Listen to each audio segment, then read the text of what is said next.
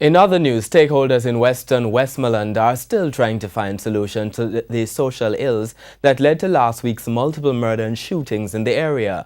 Community members, the police, teachers, as well as a member of parliament and councillors had a meeting in Grange Hill on Wednesday where issues were put on the table for discussion. Here's TVJ's Herman Green with that report.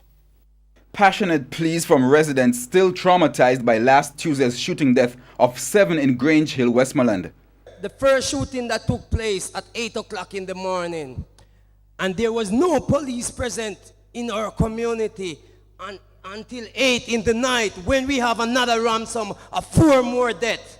We need police protection. For everyone in Grange Hill and adjoining communities, the problem stems from different issues. Simple disputes being settled violently. I can remember back in the days at primary school when we have a disagreement with someone. We have a good old fist fight and that was it.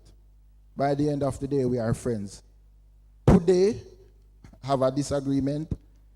10 days down the line, an entire family is wiped out and it goes on for years and years. A lack of parenting skills among community members. There's 2 kids, having a conflict, and I would go out there to say, stop, and the rest of the community would say, leave them alone. The parents will do you something. So you can't even intervene anymore. So my problem is with the community. For Parish Commanding Officer DSP Gary McKenzie, all these are factors. He agrees the police are responsible for making the communities safe. But it does not happen in a vacuum. We all have to take responsibility of the kind of peace that we want. 23 persons have been arrested since last Tuesday for various crimes, including in connection with last week's killings. Member of Parliament for Westmoreland Western, Dr. Wickham McNeil, wants the increased security presence in the aftermath to remain as long as possible. But he is also suggesting infrastructural improvements like a heart training center in the community.